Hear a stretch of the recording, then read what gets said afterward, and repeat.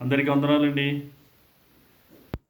ఈ రోజుల్లో కడవరి దినాల్లో మీరు దుర్బోధలు మానేయండి. ఎందుకంటే ఆహ్, వారు మారరు. మీరే అక్కడి నుంచి తప్పుకోండని అపొస్తలుడైన పౌలు పత్రిక ద్వారాగా తెలియజేశాడు. ఆ పత్రిక నేను మీకు పెడతాను ఎవిడెన్స్.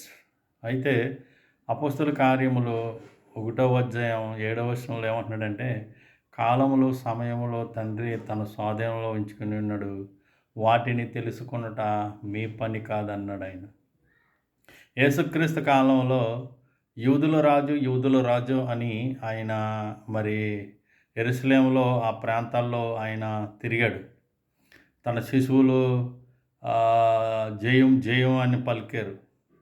మంచిదే. మరి ఆ కాలం గడిచింది. యేసుక్రీస్తు సిలువ పడ్డాడు, సమాధి చేయబడ్డాడు. తర్వాత మూడో దినమున లేపబడ్డాడు, తిరిగి ఆరోహణమై వెళ్ళిపోయాడు ఆయన. నేనేం చెప్పాను ఆ సంఘటనలో మీరు సర్వలోకానికి ప్రకటించండి అన్నాడు. అంటే ప్రవర్తన లేఖనములు నెరవేర్చబడ్డాయి. ఆయన అన్నీ చెప్పారు. శాస్త్రులకు, పరిసయ్యులకు, సద్దూకయ్యులకు, ఇశ్రాయేలీయులందరికీ ఈ జ్ఞానం తెలియక చాలామంది నశించిపోయిన వారు అనేక మంది. ఆయనను చంపాలని, రాళ్ళతో ఆయన్ని బంధించాలని ఎంతగానో ప్రయత్నం చేశారు.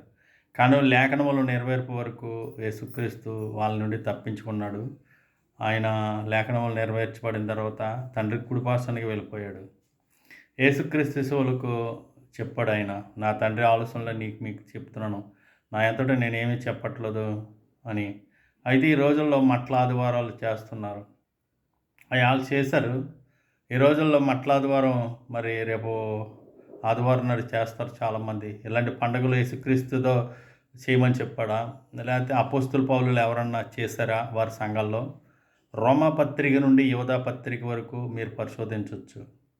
ఎక్కడన్నా చేసినట్లుంటే మనం చేయొచ్చు. ఆజ్ఞ అతిక్రమమే పాపము, పాపం వల్ల వచ్చే జీతం మరణం అన్నాడు ఆయన.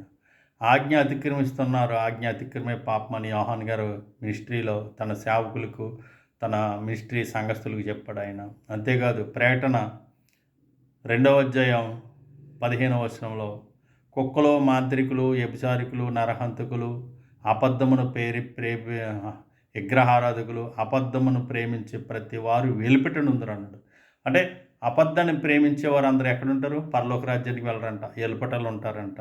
విగ్రహారాధన అదంతా లోక సంబంధమైన పండుగలు. అపొస్తలుల పౌలు గారు ఏమంటున్నారంటే, అపొస్తలులైన పౌలు గారు, మీరు లోక సంబంధమైన పద్ధతులను, దినములను, మాసములు, సంవత్సరములు, ఉత్సాహకాలములు మీరు ఆచరించుచున్నారు. మీ నిమిత్తము నేను పడ్డ కష్టం వ్యర్థమైపోనేమోనని నేను భయపడుతున్నాను అని అన్నాడు ఆయన. అదే భయం మీకు ఉండాలి. ఆయన పరదేశికి వెళ్ళిపోయాడు తన సంఘస్థులందరినీ కాపాడుకుంటూ. విన్నవారు మరి పరదేశికి వెళ్ళారు, వినలేని వాళ్ళందరూ నరకానికి పోయినట్టే అర్థం.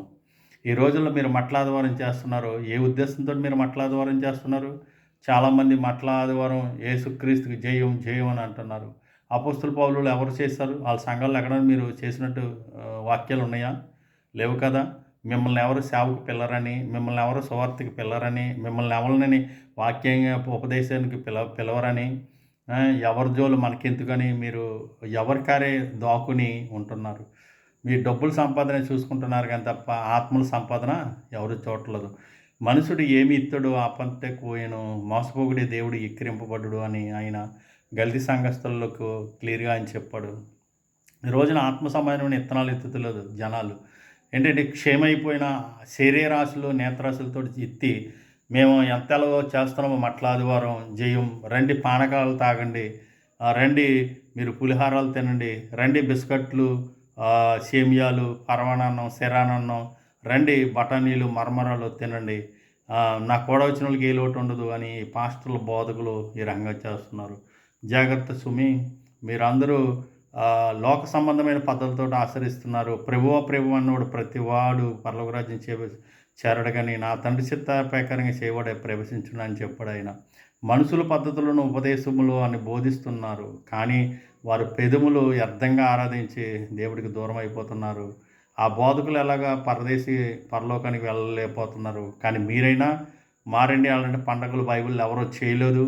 యేసుక్రీస్తు వెళ్ళిపోయిన తర్వాత అపొస్తలుల పౌలులు ఎవరో చేయలేదు.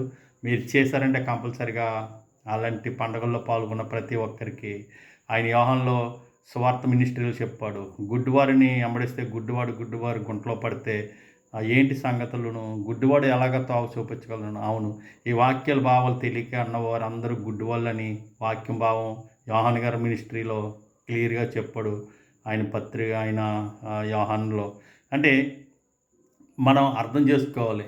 అందుకని ఏంటంటే మీరందరూ రక్షింపబడాలి, మీరందరూ పరదేశికి పరలోకానికి వెళ్ళాలని మీకు ఇలాగా తెలియజేస్తున్నాను. అందరికీ వందనములు. వాక్యాన్ని మీరు గైకొనండి, పితర రాజ్యాన్ని స్వతంత్రించుకోండి. God bless you. జై జన్మభూమి.